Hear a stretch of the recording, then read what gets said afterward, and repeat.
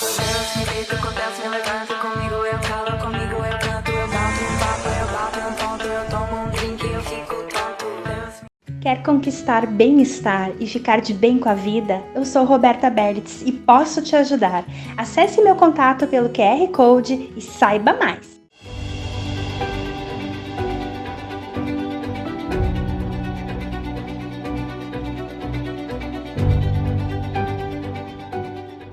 Olá, seja muito bem-vindo, muito bem-vinda a mais um programa Mulheres Quebrando Tabus, aqui na Vale TV. Eu queria primeiramente agradecer aos nossos apoiadores, o Majestic Drinks e a Roberta Berlitz, terapeuta e psicopedagoga. Vocês já devem ter percebido que a partir dos últimos programas a gente começou a fazer eles a partir das temáticas comemorativas, algumas datas que a gente tem que se comemoram em alguns meses, né, durante o ano. E no programa de hoje, a gente vai estar falando, então, do Dia Nacional do Idoso. E, não menos importante, né, da mulher idosa também, que está nesse escopo aí. Para o programa de hoje, a gente tem uma convidada muito especial e de antemão eu já queria agradecer muito a participação dela, que é a Ana Maria Colin, uma professora doutora. Ela vai estar aqui conosco debatendo um pouquinho, abrindo um pouquinho a nossa mente sobre esse assunto. E então queria chamar a Ana para se apresentar para os nossos telespectadores. Olá a todos, a todas e a todes. É um prazer estar aqui. Eu sempre dizia há pouco para a Jana, né, que eu acho que falar é uma forma de resistência, é uma forma de luta também. Então, eu não tenho recusado, só realmente que eu não posso, não tenho recusado convites para fazer falas. Bom, eu me chamo Ana Maria Colin, eu sou historiadora, atualmente já aposentada, tanto na rede pública do Rio Grande do Sul quanto na universidade. Atualmente, eu sou professora, como professora aposentada, na Universidade Federal da Grande Dourados, onde eu trabalho na pós-graduação em História, especialmente orientando doutorandos e mestrandos, e sou pesquisadora da Unesco, junto à Cátedra de Diversidade Cultural e Gênero. Sou também especialista em História das Mulheres, das relações de gênero e das dessexualidades, atualmente sexualidades dissidentes. Então, por esse motivo que eu estou aqui com todo prazer, para conversar com vocês, para ouvir as coisas que a Jana tem para me perguntar também. Então, um prazer novamente e eu espero poder contribuir para que nós possamos fazer novas reflexões, novos pensamentos sobre coisas tão antigas, já dadas. Maravilha, Ana. Eu queria, então, agora que tu pudesse fazer uma audiodescrição também. A gente tem pessoas com deficiência visual, para que elas consigam te enxergar também. Bom, eu sou branca, uso óculos, nesse momento óculos de aro negro, tenho cabelo super fininho, quase sempre amarrado, estou usando uma blusa estampada verde, marrom e branca, com um colar marrom e verde. E tenho também 72 anos. Muito bem. Bom, uma pessoa de um grande currículo, né? E a gente agradece muito, não só enquanto programa, enquanto coletivo Mulheres Quebrando Tabus, mas enquanto sociedade, tu estar nessa disposição, falando, e de fato, como tu mesma comentaste, a fala é um movimento político, é uma forma de a gente militar, né? Então, hoje a gente vai estar falando sobre a mulher idosa, né? Em comemoração ao Dia do Idoso. E eu queria, Ana, que tu primeiro falasse um pouquinho qual tabu tu quebrou por ser mulher. Bom, acho que quebrei muitos tabus, imagino eu. Eu também quer dizer que eu tenho dois filhos homens, e tenho atualmente 2 netinhos e uma netinha. Eu acho que isso também me faz, hoje em dia, que eu sou uma vovó, sou a famosa vovó Ana desses meus queridos. Eu acho que quebrei muitos tabus e eu atualmente moro sozinha e acho que, e a história das mulheres explica isso, morar sozinha é uma forma de resistência também. Normalmente a mulher se explica e tem valor se tem ao lado um homem, como se fosse um saco vazio e que só é enchido com a presença masculina. Então, tu morar sozinha, tu te manter sozinha com o teu trabalho é uma forma de quebrar tabu. Mas acho que na academia eu quebrei tabu também. Jana não é aqui uma autorreferência nem nada, mas eu fui a primeira historiadora do Brasil que lançou um livro sobre a resistência das mulheres à ditadura militar no Brasil. Esse livro foi editado pela Record, ele já fez bodas de prata, ele continua, apesar de esgotado, né, ele está lá nas redes com cópias em PDF e tal, que os alunos fazem. Estou montando aqui uma segunda edição e acho que essa obra, no fundo, eu trabalhava no interior do Rio Grande do Sul na época, quando eu lancei essa obra, que foi importante sim, e foi lançada por uma editora de renome, nesse período, que era, acho que 95, mas antes disso, quando eu conheci os estudos de gênero, e junto com eles eu conheci um autor chamado Michel Foucault. Esse autor me acompanha até hoje, porque eu acho que ele é importantíssimo para o estudo das mulheres, o estudo da sexualidade, das relações de gênero. Nesse período, eu era olhada assim pelos colegas homens, com o olhar de cima. Ela está trabalhando com coisas pequenas, com coisas menores, que é trabalhar com a história das mulheres e é trabalhar com Michel Foucault. Afinal das contas, ele era homossexual e morreu de AIDS. Isso eu ouvi de um colega. Então, eu acho que esse tabu da tua opção teórica, a tua opção de pesquisa, talvez seja o mais difícil. Talvez seja o mais difícil que quando eu separei, lá na década de 70, com o filho nos braços, e fui trabalhar numa escola, e as colegas não falavam comigo, as colegas mulheres. Eu era jovem. Somente os colegas homens e uma colega mulher, porque parece que uma mulher jovem, separada, na década de 70, com o filho nos braços, ela era um perigo para todas as mulheres recém-casadas. Então, o quanto que tu vai quebrando esses tabus, tu vai mostrando que tu és uma pessoa séria, que tu és uma trabalhadora. Então, a gente vai quebrando tabu, sim, mas eu acho que ainda hoje, veja bem, ainda hoje, eu trabalho na academia há quase 40 anos, ainda hoje, ser professora do ensino superior e trabalhar com história das mulheres ainda é visto como uma história menor, um tema menor. Aonde eu trabalho, nós temos lá uma carta da Unesco, nós temos um laboratório de gênero, e quem trabalha com mulheres é praticamente eu e um colega homem, o Lozano Tedeschi, que tem sido meu parceiro em muitos escritos. E o interessante é que a cada seleção do doutorado e mestrado, o maior número de inscritos quer trabalhar com essas questões, porque são questões que estão batendo a porta das escolas, batendo a porta das casas, e mesmo assim o preconceito continua.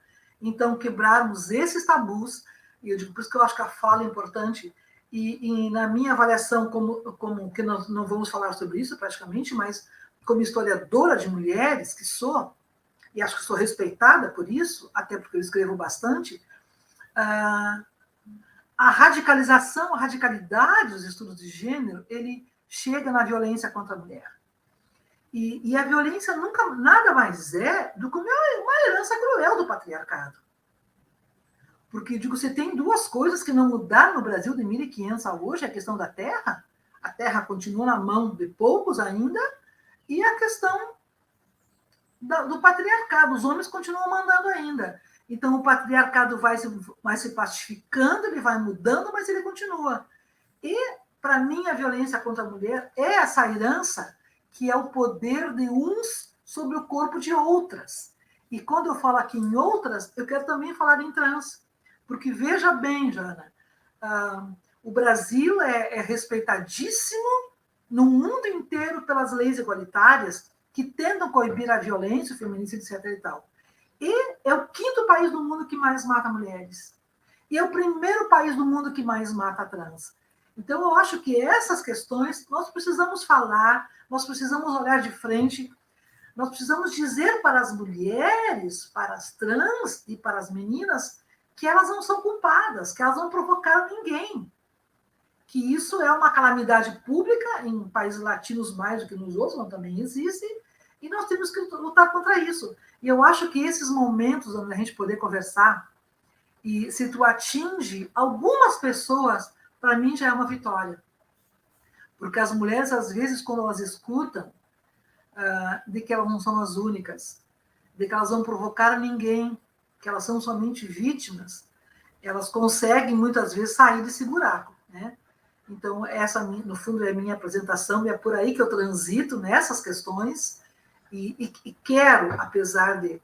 Eu já estou com 72 anos, me acho assim, super jovem, super dinâmica, trabalho muito, eu, enquanto puder, eu quero continuar com essas pesquisas, com esses escritos, contribuindo, em especial, para a história das mulheres.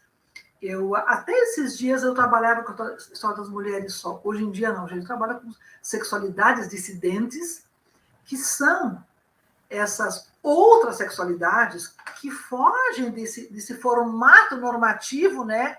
Que um casal é somente homem e mulher, que outro é homem, outro é mulher, como se não existissem outras formas de vida. Então, essa aí sou eu, pesquisadora. E, para terminar na minha apresentação, já desculpe tomar tanto tempo, apesar de ser historiadora, eu trabalhei durante muitos anos, tanto no pós-graduação da UniJuí, como do La Salle, ali em Canoas, com pós-graduação em educação. E eu tenho, assim, na minha trajetória como educadora, que fui, que sou ainda, uma certeza. Apesar da escola estar caindo aos pedaços, apesar dos professores e professoras ganhando muito menos que um gari, muitas vezes, como é o meu caso, com todo respeito aos garis, que é um trabalho essencial. Apesar de tudo isso, eu ainda acho que a escola é um lugar privilegiado de mudanças. Eu acho que eu não posso confiar nessa hora na família, e vou dizer por quê, que quando eu falo em violência contra as mulheres, não é sempre que a família é o lugar acolhedor. Quando eu falo de homofobia, quando eu falo de preconceito à sexualidade, não é a escola o lugar, não é a família o lugar mais acolhedor. Muito menos a igreja. Então, eu acho que a escola poderá ser, como é muitas vezes, a escola pode ser um lugar de transformação das relações de gênero. A escola pode ser um lugar de promover a igualdade de oportunidades entre homens e mulheres. A escola pode ser um lugar de dizimar, de acabar com a transfobia. Então, eu quero dizer assim que a minha grande questão hoje, sou historiadora, adoro ser historiadora com todo orgulho, mas acho que a educação, trabalhar com a educação, eu acho que os cursos de pedagogia que vão trabalhar, os professores vão trabalhar com as séries iniciais, em especial, eles devem ser olhados com muito mais carinho do que estão sendo olhados hoje em dia.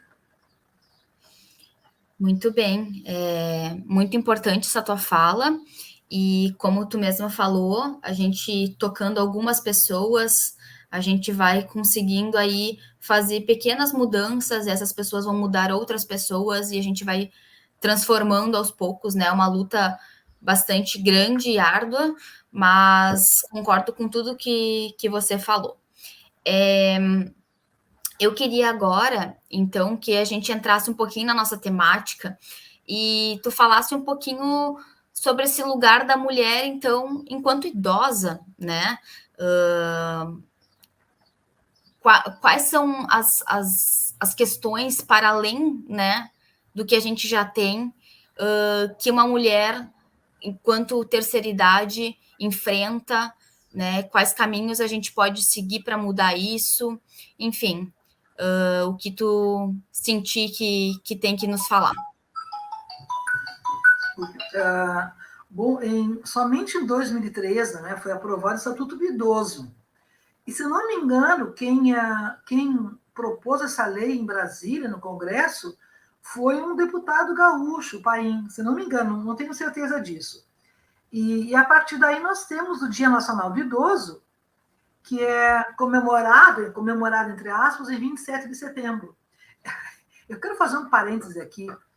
Há muitos e muitos e muitos anos, a cada 8 de março, eu dou palestras em vários lugares desse Brasil afora, Dia da Mulher. E a primeira coisa que eu sempre disse, como eu gostaria que nós não precisássemos mais ter Dia da Mulher. Como eu gostaria que nós não precisássemos mais ter Dia do Idoso. Como seria bom se não precisássemos ter o Dia do Índio. Porque esses dias são marcados para aqueles que sofrem discriminações. Que quem está no altar, vou pegar aqui homens, jovens, esses não têm o seu dia, não precisam. Então, enquanto nós precisarmos ter Dia da Mulher, Dia do Idoso, Dia do Índio, tal, agora eu imagino que a gordofobia também vai proporcionar um dia assim, é porque temos que lutar muito ainda. Bom, a ONU, através da Organização Mundial da Saúde, através de uma grande pesquisa, disse que em 2025 nós teremos mais pessoas idosas do que crianças no planeta todo. E o Brasil está dentro do planeta. Por quê? Puxando para a saúde de mulheres. Muitas vezes as mulheres não querem, de um lado, não querem mais ter filhos, ou muito pouco filhos, porque não existem políticas públicas de proteção à maternidade. Não existem políticas públicas e creches para as crianças nesse país. Então, de um lado. De outro lado, uma mulher grávida ainda tem dificuldade em conseguir emprego. Uma mulher que aleita tem dificuldade em conseguir emprego. Uma mulher mãe tem dificuldade em conseguir emprego. Então, por esse motivo, tu diminui o número de crianças, de um lado. E, de outro lado, o avanço tecnológico no campo da ciência, da medicina, faz com que as pessoas vivam cada vez mais. E nós temos, assim, essa questão de não ser mais velho, a terceira idade, que também está lançado nesse dia, como um dia comemorativo, a construção desse novo sujeito, que é o sujeito da terceira idade, ele se dá em várias frentes. Ele se dá desde a questão dos bailes, né, onde vão se divertir, ele se dá na questão da medicina, que auxilia, ele se dá na questão da alimentação, que cada vez é mais controlada, mais cuidada, e esse conjunto de questões faz com que as pessoas vivam mais tempo, tenham uma vida mais longa. Então, eu tenho, de um lado, menos crianças, e tenho, de um outro lado, pessoas com mais idade. Se, de um lado, isso é muito bom, que eu tenho pessoas com mais idade, de outro, eu tenho que lançar um olhar para essas pessoas. Bom, eu faço esse parênteses para dizer que existe um conceito hoje que as pessoas trabalham e que eu gosto muito, enfim, que se chama interseccionalidade. Porque até um tempo atrás, nós trabalhávamos com as relações de gênero, que eram relações de poder entre homens e mulheres. Porque até hoje é claro que muitas profissões nós não conseguimos chegar lá ainda. Para termos uma ideia, é muito pouco tempo que a mulher pode ser juíza e promotora. Porque ela até podia fazer direito, mas não podia concorrer a esses cargos. E se eu olho hoje a lista dos aprovados nesses cargos, a maioria são moças, são jovens, são mulheres. Não é muito tempo que as mulheres podem ser médicas. Elas sempre podiam ser enfermeiras, já que cuidavam de parentes, de sogro, de sogra, de mãe, de pai, também podem ser enfermeiras. Elas podiam ser professorinhas, mas não galgar os últimos postos no ensino superior, nos cursos de pós-graduação. Então, tudo são conquistas que vão se estabelecendo. Só que essa relação de homens e mulheres foi atropelada, no fundo, por uma outra categoria de subordinação que se chama racismo. que é uma questão estrutural no Brasil terrível. Então, as mulheres negras, o feminismo negro, na minha avaliação, é o feminismo mais potente da atualidade, é claro. Elas disseram que, além da opressão que existia entre homens e mulheres, existia também uma opressão entre brancos, brancas e pretas. Então, não, agora falando de mulheres, entre mulheres brancas e pretas. Eu lembro quando meu filho trabalhava na Universidade da Pensilvânia, nos Estados Unidos, e eu fui lá e encontrei muitas professoras negras naquela universidade, que é uma das mais importantes dos Estados Unidos. E daí disse a uma amiga do meu filho: olha, Ana, eu quero te dizer que mais do que a opressão que nós sentimos de homens, nós sentimos de mulheres brancas. Então, aparece agora, então, essa questão do racismo como também uma categoria de subordinação. Aqui eu já tenho, então, a questão de gênero, eu tenho a questão de raça, eu tenho a questão de classe, que eu não posso esquecer, que é diferente ser mulheres pobres e mulheres ricas. No único momento que a questão de classe é apagada na violência contra a mulher, porque aí a mulher apanha e morre do barraco ao castelo. E há algum tempo também se coloca a questão do etarismo, que é essa palavrinha quase nova, que é a questão da geração, a questão da idade, como também uma categoria de opressão contra as mulheres. Essa soma é que eu vou... E posso botar também religião, posso botar etnia, etc. Mas essa soma de opressões se chama interseccionalidade. Na questão de mulheres idosas, digo sempre, de um lado, a mulher é uma sobrevivente, né? Em todas as grandes crises, quando há desemprego e tal, quem sustenta a casa é a mulher, não com emprego formal, mas vendendo pano de prato, fazendo docinhos, fazendo lasanhas, fazendo faxinas. São coisas que os homens não se dispõem, que são trabalhos menores também. E as mulheres sempre se dispuseram. De um lado, elas são tremendamente garantidoras da sobrevivência doméstica. E se olharmos as pesquisas feitas no Brasil, o número de lares que são sustentados somente por mulheres é imenso. Se eu somar o número de lares sustentados por mulheres e por homens e mulheres, é quase a totalidade. Então, o trabalho informal sempre manteve a mulher e as famílias. Agora, os empregos formais para as mulheres idosas são muito difíceis. Os homens ainda conseguem. As mulheres não conseguem empregos depois de uma certa idade. E olha, estão falando aqui com uma mulher que tem 72 anos. Eu me mantenho nativa, e gosto de falar sobre isso, pela minha insistência na pesquisa. Porque eu continuo pesquisando muito, continuo escrevendo muito, e isso me mantém na ativa. Mas essa não é regra. Mulheres a partir dos 60 anos já não conseguem mais emprego. Mulheres a partir dos 60 anos já são vistas como descartáveis. Elas são olhadas com um olhar de menores porque possuem mais de 60 anos.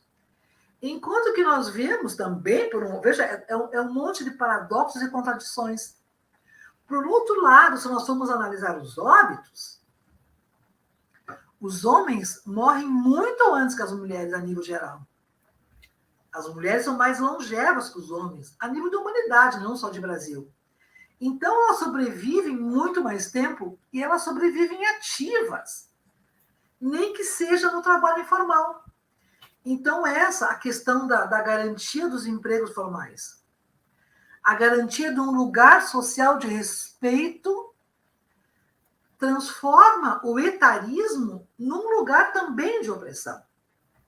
Então, vejam bem, somando isso para as mulheres, somando as relações de gênero, somando a questão racial de mulheres negras, os homens pretos também, mas as mulheres negras vítimas, sempre como objetos sexuais também, a questão de classe, pobres, e a questão de velhas, idosas, nesse caldeirão, as mulheres seriam as grandes vítimas da história. Mas elas não, nós, não nos consideramos vítimas. Nos consideramos sobreviventes, resistentes e atuantes. Ótima aula. Inclusive, na abertura do nosso programa, a gente tem umas misturinhas de letras que vão formando algumas palavras, que são palavras-chave que permeiam o nosso programa, e uma que eu quis muito que tivesse é essa palavra interseccionalidade, de fato, para provocar as pessoas a buscarem e entenderem isso. A gente já abordou algumas vezes de forma muito breve, mas essa explicação que você fez ficou muito boa para a gente entender, e, de fato, a questão do etarismo se soma, né? E essas questões todas somadas nos levam a um lugar muito difícil enquanto mulher na sociedade, né? E aí, mulher idosa, e aí tu traz também essas contradições muito importantes que a gente sabe e a gente acompanha no dia a dia também, de que os homens morrem antes, né? Aí por diversas questões, né, que a gente não consegue entrar aqui. Mas, infelizmente, a gente está chegando no final do nosso programa, e eu queria pedir para a Ana, então, deixar uma última mensagem, um último recado, fechar o seu raciocínio, para que a gente conclua de uma forma muito bacana já toda essa fala que foi muito importante hoje. Janaína, eu às vezes enxergo uma luz no fim do túnel, tá? Então, eu até coloco à disposição quem quiser alguns livros meus. Eu tenho um livrinho que é super vendido, que eu adoro, que se chama Tempos, Diferenças, Cursos Iguais, a Construção Histórica do Corpo Feminino. Porque quando nós falamos em mulheres, e mesmo em trans, homens que viram mulheres, a questão do corpo está no centro, é a grande questão do corpo. Mas esse livrinho sobre a cidadania da mulher, mas eu quero levantar rapidamente, não é uma propaganda, fazer uma questão que me deixou muito feliz. Eu e o colega Losandro organizamos um dicionário crítico de gênero, que é uma obra de pesquisa maravilhosa. Ele está numa segunda edição com quase 800 páginas. São verbetes escritos por não historiadores, intelectuais, mundo inteiro, de vários países do mundo. E ele foi publicado pela editora da UFGD, onde eu trabalho. Olha a minha alegria. Porque existe uma geografia do poder, né? No campo da história, por exemplo, você sabe que São Paulo e Rio sempre contam o Brasil. E nós contamos histórias regionais, como se o Brasil não fosse a soma dessas regiões. Então, a UFGD botou para concorrer num prêmio de ciências humanas das editoras universitárias o nosso dicionário, que realmente era muito lindo na primeira edição. E fomos para finalistas, eram 3 finalistas, 2 livros de São Paulo e nós, lá do Mato Grosso do Sul, de Dourados. Então, ir para os finalistas, para mim, já foi uma coisa maravilhosa. Eu estava em Lisboa, Portugal, lançando o dicionário na Assembleia Nacional, até porque tem historiadores portugueses que também participam. Daí o Losandro me liga para dizer que nós havíamos tirado o primeiro lugar na categoria Ciências Humanas. Por que essa alegria quase em final de carreira? Porque, veja bem, primeiro, a geografia do poder, não é? Um livro lá do Mato Grosso do Sul, concorrendo com 2 livros de São Paulo. E porque nós estávamos em tempo de ideologia de gênero, onde gênero era uma questão maldita, falar de mulheres, tudo era maldito, e nós ganhamos esse primeiro lugar com um livro chamado Dicionário Crítico de Gênero. Então, essa é uma alegria. E daí, quem tem interesse, as temáticas todas são muitos e muitos temas, são quase 200 tipos de verbetes com historiadores. Então, quem tem interesse pode fazer contato. A Jana pode depois botar ali meu e-mail, meu WhatsApp, coisa assim. E quem quiser fazer contato por causa dos livros ou por outras questões, eu me coloco à disposição. Novamente, Jana, quero agradecer. Foi um prazer estar aqui. Imenso prazer, porque volto a dizer aquilo que eu falei no começo. Uma forma de luta, uma forma de resistência é também a nossa fala. Ótimo, a gente que agradece, o prazer é todo nosso, foi uma grande aula, pena que a gente tem pouquinho tempo, mas já fica o convite que lá no dia que foi instituído o direito ao voto da mulher, a Ana vai estar conosco novamente. Então, muito obrigada, mande esse vídeo para quem você acha que pode aí estar precisando quebrar alguns tabus também, para que a gente consiga estar levando mais informação e conhecimento. Até mais!